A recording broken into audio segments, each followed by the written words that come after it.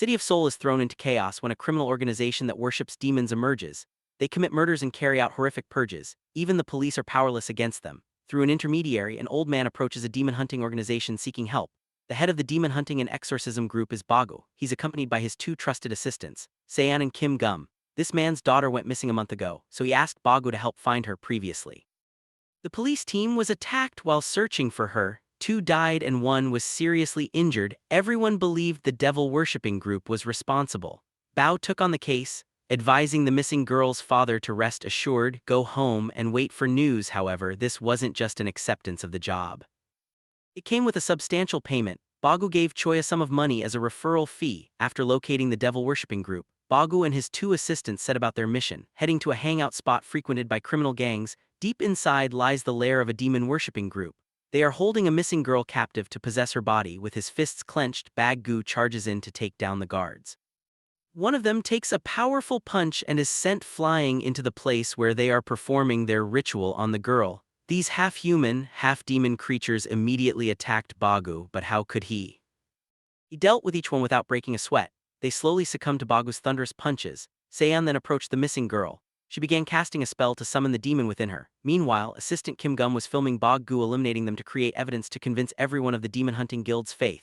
Since the demon's spirit hadn't completely possessed her, Seon believed she would be fine. Immediately afterward, Bagu set fire to their den of evil spirits. At the same time, at the psychiatric hospital, a girl named Seoul was suffering from a strange illness. Her older sister Dung was a doctor, but even she couldn't figure out the cause. Seoul was locked in a room because every time she regained consciousness, she would have a fit as if possessed by a demon. Dung watched the videos of her younger sister screaming in panic. Despite being a doctor, Dung couldn't find the cause of her younger sister's illness, which was giving her a headache. Dung accidentally saw an article about Bagu, a man who destroyed 4 violent organizations and an underground fighting arena with just one punch. She really took notice of him. Bagu used all the money he earned from his missions to build an orphanage. At the same time, Kim Gun showed Bagu a tattoo that had appeared behind the ears of the group from the previous night. He believed they belonged to the Bilbon cult, a power second only to Lucifer. Although he didn't know who the cult leader was, Kim Gun had already planted someone to gather information. When the three returned to the office, Dung Gun was already waiting there. She told Bagu about her sister's condition. She had taken her sister to various places for treatment, but nothing had worked. Babu asked if Choi had referred her to him, but Dung Wo said it was Mo. Hearing that name, he immediately refused the offer. Dung Wo pleaded with Bagu for help, offering him an advance payment because money was not important to her. However, Bagu still adamantly refused.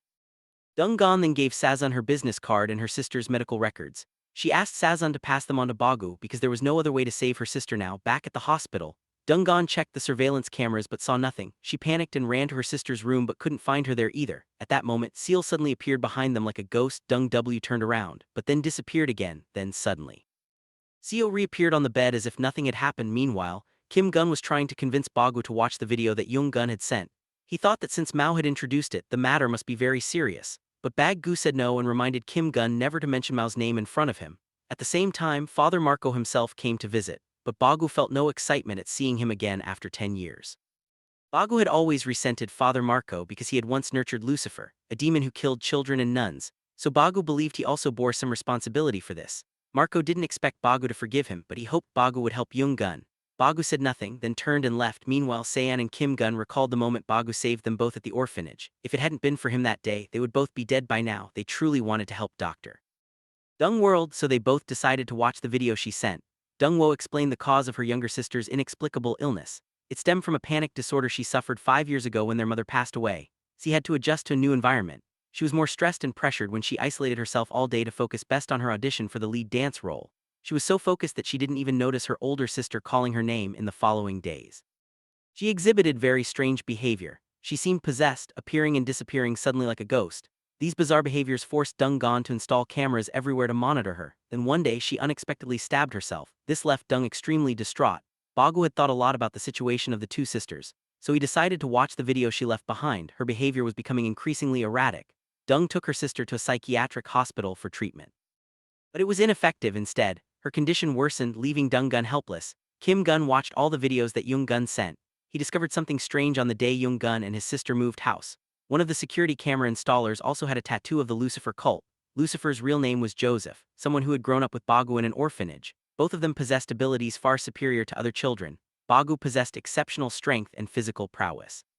Lived a righteous life. Joseph, on the other hand, had the ability to exorcise demons, making him special. The other children feared and avoided Joseph, but Bagu stood up to protect his friend. The two became close brothers, but then 15 years ago Joseph conspired with a malevolent demon. He massacred everyone at the orphanage before disappearing without a trace. Joseph specialized in absorbing the life force of others to strengthen himself. Even Bagu was once targeted by him. Yet he miraculously survived, but Bagu was tormented by his inability to save anyone. He then began pursuing Joseph and became a demon hunter, a career he continues to this day. That day, Dung unexpectedly received a phone call from Bagu. He wanted to meet her to discuss her case. Shortly after, Bagu and his two assistants arrived at Gun Seon's place to perform the exorcism ritual. While Kim Gun would assist with the rest, Bagu had a few warnings for Dung. During the exorcism, evil spirits would appear around, making it very frightening, so she should just stand still and observe. Although they knew the exorcism would be very dangerous and could endanger their lives, they still wanted to have it done because they had no other choice. Through the rebellious video, Seon believed she was being controlled by a demon. Seon asked Dungan if she had ever invited strangers into the house. She said no because the house was in a rather remote area, so no one ever came there. Kim Gun showed a video of Chiper and the camera installer visiting Zung's house. Even the staff at the psychiatric hospital had identical tattoos and were believed to belong to a devil worship group. Everyone then sought out Seon to use her superpowers to communicate with the demon inside her. Then she burst into hysterical laughter, startling everyone. Her bed spun around like a top, the lights flickered on and off, and she broke free from her restraints. Seon then performed an exorcism. Screaming and jumping around in panic, seeing this, her father grabbed her and brought her back to bed. The demon inside her let out a loud scream, sending everyone flying away. When they turned back, she had vanished without a trace. Everyone rushed to the surveillance room to check. Through the cameras, they saw the deity walking down the hospital corridor. But strangely, she was everywhere, not just in one frame. Seon placed her hand on the screen to sense where Seo truly was.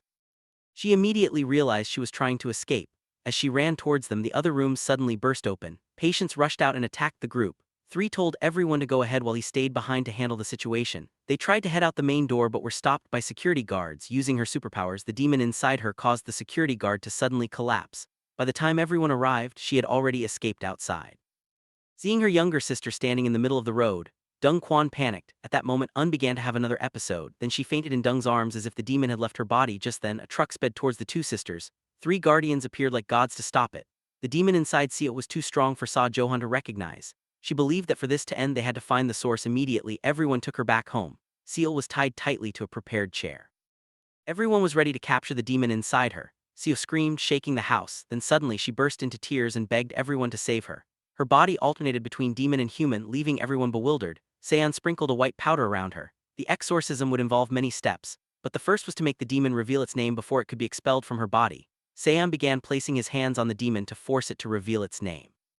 Seo screamed for a while, then fell silent. Next came the persuasion phase. The demon would try to convince everyone to side with him. Seon sprinkled holy water on the demon between the human and the demon. The demon continuously begged Seon to release it. Everyone continued until dawn broke. At this point, Seon turned to using a mirror to convey the divine message to the demon. The mirror suddenly shattered, startling Seon. The demon declared that it had existed here before all things came into being. It was both one and infinite. It was both inside and outside of him. Simultaneously, all the lights in the house went out. Bagu told everyone to stay and guard the area while he went to investigate outside. Bagu sensed something unusual inside the wall. He punched through it and pulled out a demon with one punch. He rendered it unconscious. Immediately afterward, another group of demons appeared behind Bagu.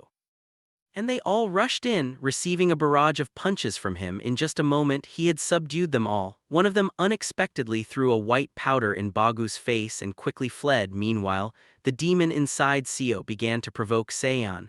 "Are you too cowardly to even step inside? Come on in and play." Seon didn't hesitate to enter, then placed his hand on the demon's forehead. She chanted a spell to force the demon lurking inside to stop and release her. But after a while she fainted. At that moment, the demon unexpectedly possessed Dung. She panicked, screaming repeatedly before collapsing. Short time later, Dung regained consciousness. Seon advised Dung not to worry too much, as demons sometimes possess family members to cause trouble. Seon sensed something was amiss in the house. After observing the surroundings for a while, Seon discovered the source of the problem was behind a wall. He tore off the wallpaper and saw strange symbols. According to Seon, these were an ancient script called Inbo. This was the reason the house was under a curse. Immediately, Bagu began tearing down the wall. Streams of demonic energy swirled throughout every corner of the house. Hearing the defiant cries of the demon, everyone rushed to check. The demon had not yet left her body. It told Ba that she would die sooner or later, just like Bagu had murdered those innocent children in the past. Sa realized it was a stage of demonic manipulation. he began to transform into a child, constantly begging Bagu to save him. This made Bagu truly obsessed with the events of the past. Bagu began to experience hallucinations, seeing the demon appear and repeatedly claiming that Bagu was the one who killed the children. Because you didn't stop Joseph, they died. Come with me to visit him, otherwise this girl will die at your hands. Bagu angrily squeezed the demon's neck, hearing the shouts of the others. Bagu snapped back to reality. For in his hands wasn't a demon but a Seon on the other side. The demon inside Yuseo laughed gleefully because Bagu had been manipulated. Immediately afterward, Seon drew out two swords and slashed at the demon's soul. The demon continued to manipulate Seon, asking, "Why are you siding with cowardly humans? Your power doesn't come from humanity." The demon breathed out a stream of cold air, freezing Seon's two swords. Then he pulled Seon into his own world. There he continued to manipulate Seon's mind. He told her that she was wasting her life on these insignificant creatures. The more power she used, the more her body would wither. Do you really need to sacrifice yourself to save those wicked and greedy people? Stand on my side. Seon was not swayed by those words. She screamed loudly to free the demon from her mind. Upon returning, Seon angrily placed her hand on her forehead, intending to destroy the demon within her. At that moment, the house suddenly shook violently. The demon let out a deafening scream, sending everyone flying. The demon also broke free from the chair that had bound it and vanished. Dung checked the cameras but saw nothing. At the same time, Dung Gun heard her younger sister's voice from inside the closet. She slowly approached, intending to open the closet. The closet suddenly fell over, but luckily Bagu arrived in time. Meanwhile, Kim Gun was lifted into the air by the demon. Seeing this, Sajo recited a spell, and only then did the demon release Kim Gun. Bao asked Dung Gun if there was any other space in the house. She suddenly remembered the storage shed behind the house, as they had moved their belongings there before. Immediately, Bao Gun went to the shed alone. There he discovered a secret cellar beneath it. A group of demon worshippers were gathered, summoning spirits. Without hesitation, Bao Gun dealt with them one by one. They were powerless against his powerful punches. One by one, they were knocked out by Bagu's blows. At that moment, one of them threw sand in Bagu's face. While he was off guard, they grabbed him, taking advantage of the situation. The leader quickly fled. Bagu used all his strength, throwing off the thugs holding him. Just then, another man rushed in and stabbed Bagu. In that moment, he remembered the children Joseph had murdered. His eyes suddenly changed color, and veins began to bulge all over his body. He angrily threw a punch like a bolt of lightning at the other man. When Bagu returned home, he saw someone beating Kim Gun, so he grabbed him and delivered a fatal blow. At the same time, the demon in Seo's form slowly emerged. He continued to manipulate everyone into siding with the demon. At this point, Seon suddenly learned his identity. This was the final stage of expelling the demon's soul from Seon's body. Seon shouted his name, Malak, causing him to writhe in agony. Sazan used his superpowers to lift him into the air and summon the demon back to hell. Everything in the house began to float as the demon used his power. But even that power couldn't overcome Sazan. The demon collapsed instantly. Immediately, his soul left his body. A gateway to hell appeared, but things didn't stop there. The demon wanted to drag Yu down to hell with it. Seeing this, Dung Quan rushed to stop her sister. Bagu also tried to do the same, but the demonic energy prevented him from touching her. Kim Gun tied himself to a rope to avoid being dragged down. He tried to hold back the two sisters, Dung Gun and her sibling, but couldn't resist the demon's pull. Seeing the rope about to break, Bagu grabbed it to restrain everyone. Seon approached and cast a spell on Seo, but to no avail. The demon was too powerful for her to summon it to hell. Seeing the monstrous demon materialize before him, Bagu unleashed all his strength. He lunged forward and delivered a thunderous punch. That punch, filled with hatred, sent him flying back to his own hell. Everyone else remained safe. A moment later, Seal regained consciousness. She called out her sister's name and the two embraced, tears of happiness streaming down their faces. Not long after, the new orphanage that the three of them had built with their own money was inaugurated. Their demon hunting expedition continued, as there were many other cults worshipping demons. The three of them sought out one cult to eliminate them completely, to give them a one-way ticket to hell where they rightfully belonged. And with that, the ghost hunting team movie has come to an end. See you in the next movies.